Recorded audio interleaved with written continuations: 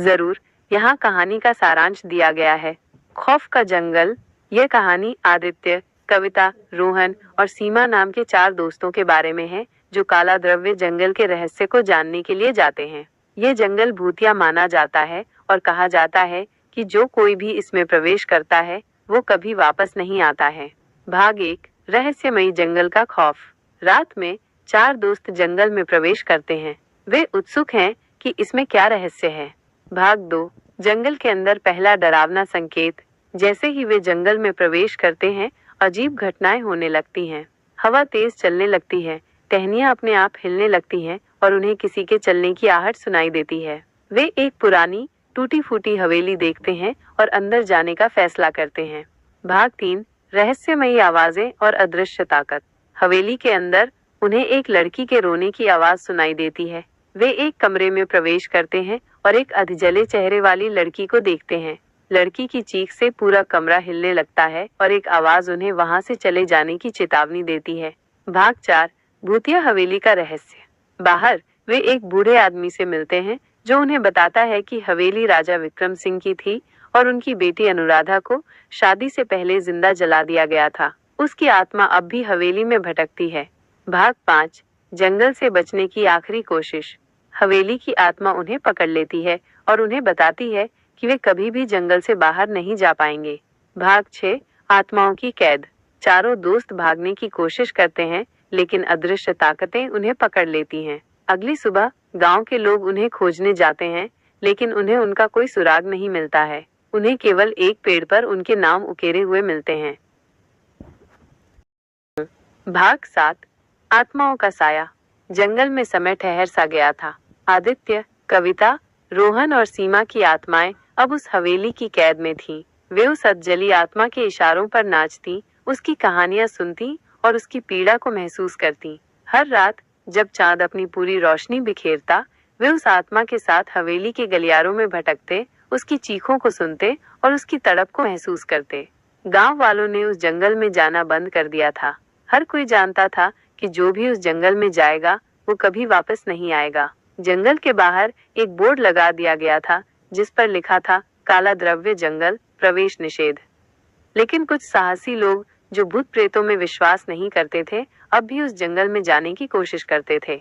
भाग 8, एक नई उम्मीद।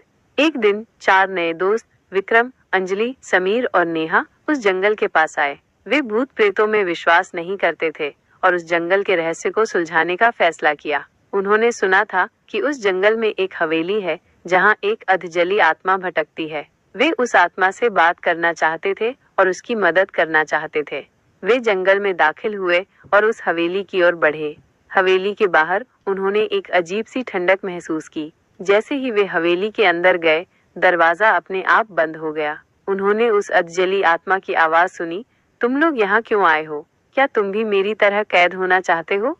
विक्रम ने कहा, हम तुम्हारी मदद करना चाहते हैं। हम जानते हैं कि तुम्हें इंसाफ नहीं मिला। हम तुम्हें इंसाफ दिलाना चाहते हैं। आत्मा ने कहा, इंसाफ? अब बहुत देर हो चुकी है। मेरी आत्मा को कभी शांति नहीं मिलेगी। भाग 9, इंसाफ की तलाश। विक्रम और उसके दोस्तों ने उस आत्मा से उसकी कहानी सुनी। उन्होंने राजा विक्रम सिंह के बारे में सुना, उनकी बेटी अनुराधा के बारे में सुना और उस रात के बारे में सुना जब उसे जिंदा जला दिया गया था। उन्होंने उस हत्यारे के बारे में भी सुना जो कभी पकड़ा नहीं गया था। विक्रम ने कहा, हम उस हत्यारे को ढूंढ निकालेंगे। हम तुम्हें इंसाफ दिलाएंगे। आत्मा ने कहा, तुम लोग ऐसा नहीं कर सकते। वो बहुत शक्तिशाली है। उसने मुझे मारा और वह तुम लोगों को भी मार देगा। लेकिन विक्रम और उसके दोस्त हार मानने वाले नहीं थे।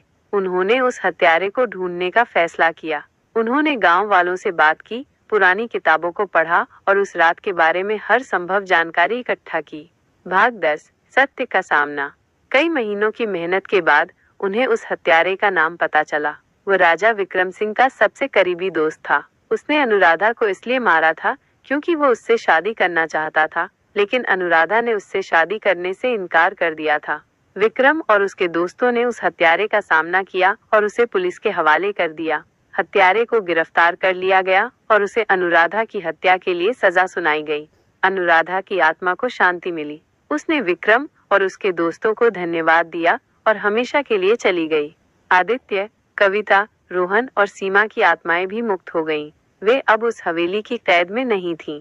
वे उस जंगल से बाहर निकल गईं और हमेशा के लिए गायब हो गईं। काला द्रव्य जंगल अब भूतिया नहीं रहा। ये एक ऐसी जगह बन गया जहां लोग इंसाफ और उम्मीद की कहानियां सुनाते थे।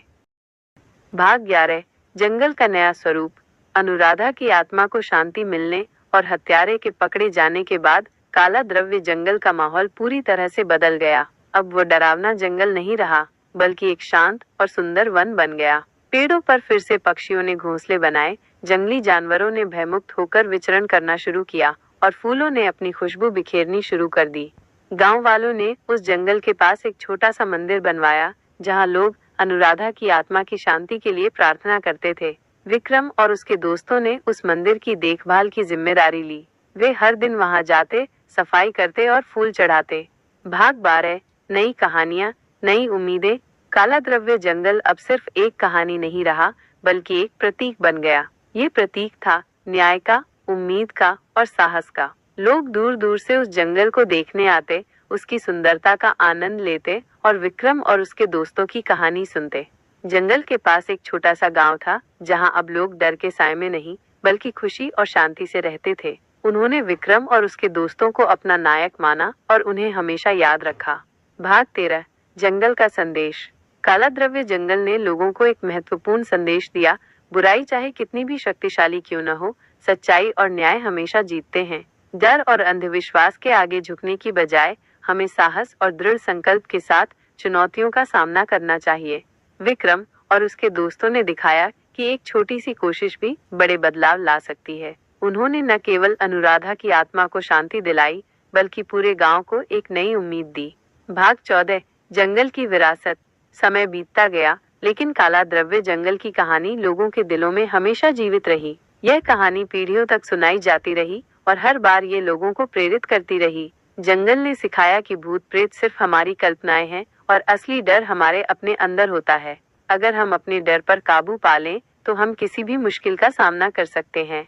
काला द्रव्य जंगल अब एक पर्यटन स्थल बन गया था, जहां लोग शांति और सुकून की तलाश में आते थे। वे उस मंदिर में प्रार्थना करते, जंगल में घूमते और विक्रम और उसके दोस्तों की कहानी सुनते। ये जंगल अब सिर्फ एक जगह नहीं, बल्कि एक प्रेरणा बन गया था। भाग 15। नई पीढ़ी, नई खोज। कई साल बीत गए। काला द्रव्य जंगल अब एक प्रसिद्ध पर्यटन स्थल बन चुका था। लोग यहाँ शांति और सुकून की तलाश में आते थे। विक्रम और उसके दोस्त अब बूढ़े हो चुके थे, लेकिन उनकी कहानियां आज भी लोगों को प्रेरित करती थीं। एक दिन 4 युवा दोस्त आर्यन, रिया, करण और सिमरन उस जंगल में आए।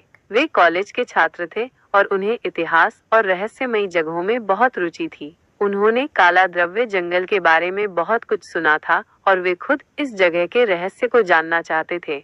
वे जंगल में उस पुरानी हवेली की तलाश में निकले। हवेली अब खंडहर बन चुकी थी, लेकिन उसकी दीवारों पर अभी भी उस रात की कहानी लिखी हुई थी। आर्यन और उसके दोस्तों ने हवेली के हर कोने को ध्यान से देखा और उस रात की घटनाओं को समझने की कोशिश की। भाग 16। डिजिटल युग, नई तकनीक। आर्यन और उसके दोस्तों के पास आधुनिक तकनीक थी। उन्होंने ड्रोन कैमरे और डिजिटल रिकॉर्डर का इस्तेमाल करके हवेली और उसके आसपास के इलाके का सर्वेक्षण किया। उन्हें हवेली के नीचे एक गुप्त तहखाना मिला, जिसके बारे में किसी को नहीं पता था। तहखाने में उन्हें राजा विक्रम सिंह की डायरी मिली, जिसमें उन्होंने अपनी बेटी अनुराधा के बारे में लिखा था। डायरी में उस रात की घटनाओं का विस्तृत विवरण था और यह भी लिखा था कि हत्यारा कौन था। आर्यन और उसके दोस्तों ने डायरी को ध्यान से पढ़ा और उन्हें एक नई जानकारी मिली। भाग 17। सच्चाई का पर्दाफाश। डायरी में लिखा था कि अनुराधा का हत्यारा कोई और नहीं, बल्कि राजा विक्रम सिंह का अपना भाई था। वह राजा की संपत्ति हड़पना चाहता था और उसने अनुराधा को मारकर राजा को कमजोर करने की साजिश रची थी।